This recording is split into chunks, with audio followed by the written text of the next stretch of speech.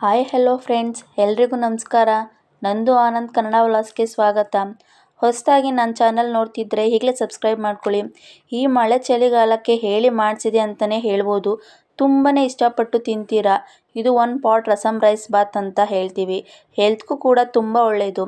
ಇವತ್ತಿನ ರೆಸಿಪಿ ಇಷ್ಟ ಆಯಿತು ಅಂದರೆ ಲೈಕ್ ಮಾಡಿ, ಶೇರ್ ಮಾಡಿ, ಕಮೆಂಟ್ ಮಾಡಿ, ಹಾಗೆ ಸಬ್ಸ್ಕ್ರೈಬ್ ಮಾಡ್ಕೊಳ್ಳಿ. ಬನ್ನಿ ಹೇಗೆ ಮಾಡೋದು ಅಂತ ನೋಡೋಣ. ಮೆಣಸು, ಜೀರಿಗೆ, ಬೆಳ್ಳುಳ್ಳಿ, 4ರಿಂದ 5 ಒಣಮೆಣಸಿಕಾಯಿ, ಸ್ವಲ್ಪ ಕರಿಬೇವು ಹಾಕಿ ತರ್ತರೆಯಾಗಿ ರುಬ್ಕೊಳ್ಳೋಣ.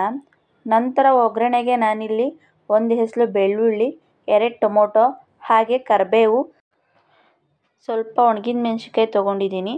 ಈಗ ಕುಕ್ಕರ್ಗೆ ಆಯಿಲ್ ಹಾಕಿ ಸಾಸಿವೆ, ಮೆಣಸಿನ್ಕಾಯಿ, ಬೆಳ್ಳುಳ್ಳಿ, ಕರಿಬೇವು ಮತ್ತು ನಾನಿಲ್ಲಿ ಮಸಾಲೆ ರುಬ್ಬಿಟ್ಕೊಂಡಿದ್ನಲ್ಲ ಅದನ್ನು ಕೂಡ ಹಾಕ್ಕೊಂಡು ಬಾಡಿಸ್ಕೊತಿದ್ದೀನಿ. ನಂತರ ಇಲ್ಲಿ 2 ಟೊಮೊಟೊ ಹಚ್ಚಿಟ್ಕೊಂಡಿದ್ವಲ್ಲ ಅದನ್ನು ಕೂಡ ಅದಕ್ಕೆ ಸೇರಿಸ್ಕೊತಾ ಇದ್ದೀನಿ. ನೀಟಾಗೆಲ್ಲ ಚೆನ್ನಾಗಿ ಫ್ರೈ ಮಾಡ್ಕೊಳ್ಳೋಣ. ಅದು ಸ್ವಲ್ಪ ಫ್ರೈ ಆದಮೇಲೆ ನಾನಿಲ್ಲಿ 2 ಚಿಟಿಕೆ ಅರಿಶಿನ ಪುಡಿ ಹಾಕ್ಕೋತಾ ಇದ್ದೀನಿ. ಅರಿಶಿನ ಪುಡಿ ಹಾಕ್ಕೊಂಡು ಅದನ್ನು ಕೂಡ ಫ್ರೈ ಮಾಡ್ಕೊಳ್ಳೋಣ.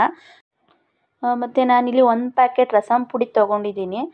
ರಸಮ್ ಪುಡಿ ತೊಗೊಂಡು ಅದನ್ನು ಹಾಕ್ಕೊಂಡು ಸ್ವಲ್ಪ ಫ್ರೈ ಮಾಡ್ಕೊತಿದ್ದೀನಿ. ಮತ್ತು ನಾನಿಲ್ಲಿ ಮೊದಲೇ ಹುಣಸೆಹಣ್ಣ ನೆನೆ ಹಾಕಿ ಇಟ್ಕೊಂಡಿದ್ದೆ. ಅದನ್ನು ಕೂಡ ರಸ ತೆಗೆದಿಟ್ಕೊಂಡು ಅದನ್ನು ಕೂಡ ಹಾಕ್ಕೊತಾ ಇದ್ದೀನಿ. ಮತ್ತು ನೋಡಿ ಇಲ್ಲಿ ಅಕ್ಕಿ ಮತ್ತು ಬೇಳೆನ ಅದನ್ನು ವಾಶ್ ಮಾಡಿ ಇಟ್ಕೊಂಡಿದ್ದೀನಿ.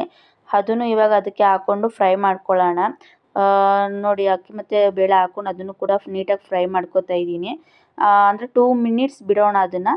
2 ಮಿನಿಟ್ಸ್ ಬಿಟ್ಟ ಮೇಲೆ ಅದಕ್ಕೆ ನೀರು ಹಾಕ್ಕೊಳ್ಳೋಣ.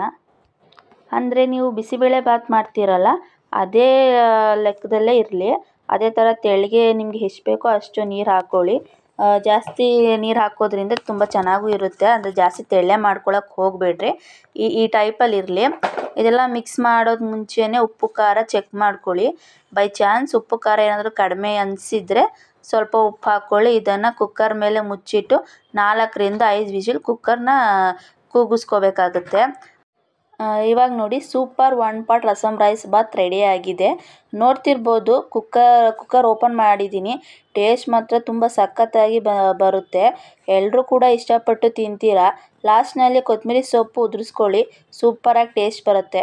ಖಂಡಿತ ಈ ರೆಸಿಪಿ ಇಷ್ಟ ಆಯಿತು ಅಂತ ಅಂದರೆ ಲೈಕ್ ಮಾಡಿ, ಶೇರ್ ಮಾಡಿ, ಮತ್ತು ಹೇಗಿತ್ತು ಅಂತ ಕಮೆಂಟ್ ಮಾಡಿ. ನೀವೇನಾದರೂ ನನ್ನ ಚಾನಲ್ ಹೊಸದಾಗಿ ನೋಡ್ತಿದ್ರೆ ಸಬ್ಸ್ಕ್ರೈಬ್ ಮಾಡ್ಕೊಳ್ಳೋದನ್ನ ಮರಿಬೇಡಿ. Thank you friends. ಬಾಯ್.